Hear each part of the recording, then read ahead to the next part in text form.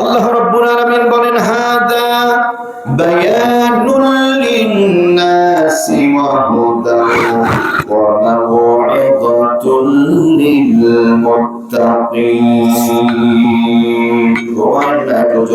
আল্লাহু আকবার। হাদা বায়ানুল লিন-নাস, সারা পৃথিবীর মানচিত্রে আমি আল্লাহ একটি বয়ান বক্তব্য দিয়েছি।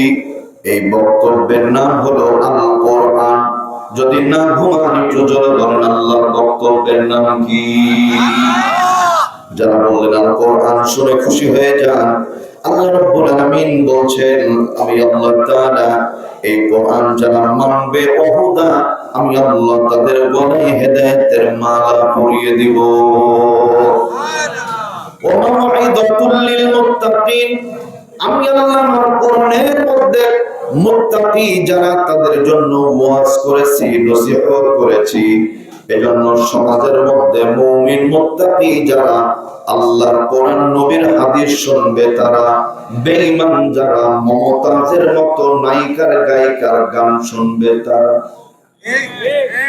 এই যে প্রশ্ন কমন করে গেছে যে জোরে ঠিক বললো না কি কাকা, ঠিক না? ঠিক সম্মানিত ভাইরা আমার দরদিরা, আল্লাহ রাব্বুল আলামিন বলেন সুম্মা আওরাসনাল কিতাবাল্লাযী নাসতাফাইনা মিন ইবাদিনা, অতঃপর আমি তাদেরকে ওয়ারিস বানিয়েছি এই কিতাবের, তার মানে কোরআনের যে মানুষগুলোকে আমি আল্লাহ মনোনীত করেছি, যাচাই বাছাই করেছি। বলেন আলহামদুলিল্লাহ। সহজ ব্যাখ্যা, এলাকার মধ্যে বহু মানুষ আছে, আল্লাহ রাব্বুল আলামিন সবাইকে পর্যন্ত আসার সুযোগ দেন নাই। এর পেছনে কারণ হলো আল্লাহ তাদের মনোনীত করেন নাই। আল্লাহ তাআলা আমাদের যাচাই বাছাই করে মনোনীত করেছেন। এজন্য কিতাবের ওয়ারিস করে আল্লাহর কালাম শুনতে পাঠিয়েছেন। বলেন আলহামদুলিল্লাহ।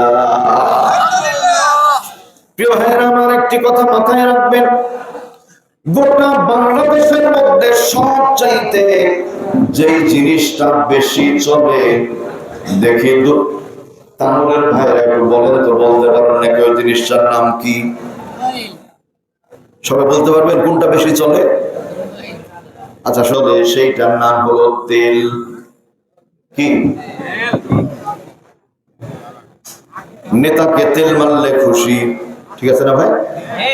নেত্রীকে তেল মারলে খুশি, পুলিশ অফিসার হলো তেল মারলে খুশি, হুজুর হলো তেল মারলে খুশি। এমন হয়েছে আমরা বাঙালি জাতি তেল মারতে মারতে বহু মানুষকে আমরা স্বৈরাচার বানিয়ে দিয়েছি। কথা বলেন ঠিক কিনা? তেলের কারণে, বুঝার জন্য বলছি, রাস্তা সমাজের মানুষকে তেল মেরে মানুষকে উশৃঙ্খল বানানো যায়, খারাপ বানানো যায়। নিজের হয়তো সাময়িক ফায়দা হয়, পরে লস হয়। আসমান জমিনের মালিক আল্লাহকে যদি তেল মারেন, ইহকাল পরকাল দুইটাই সুখের হয়ে যায়। সুবহানাল্লাহ বলেন। বোঝার জন্য বলছি, খেয়াল করেন, সমাজের মধ্যে স্লোগান চালু আছে।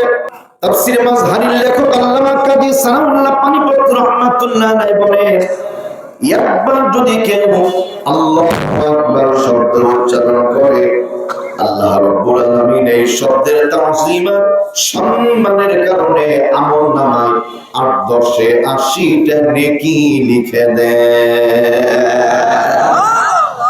একবার আল্লাহু আকবার বললে ৮০ নেকি। মন খারাপ করেন না। এজন্য আল্লাহ পাক বলেন, দুনিয়ার মানুষ শোনো, সমাজের মানুষ বড় তেল মালিশ করে, স্লোগান দেয়, আমার ভাই তোমার ভাই, আমি জানি তোমরা এটা বললে খুশি, আমি আল্লাহ স্লোগানের ব্যবস্থা রেখেছি তোমাদের জন্য। তবে আমার স্লোগান আমার ভাই তোমার ভাই না, আমার স্লোগান হবে ইল্লা কিলান সালামান সালামা। আল্লাহু আকবার বলেন।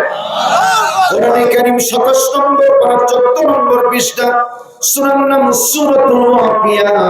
আল্লাহর হুরে গিলমানগুলি যখন আসবে আপনাকে আমাকে সালাম দিবে আর বলবে, আসমান জমিনের মালিক আল্লাহর পক্ষ থেকে তোমাদের জন্য সালাম, শান্তি আর শান্তি। এটা খুশি হয়ে বলা যাবে কি আলহামদুলিল্লাহ।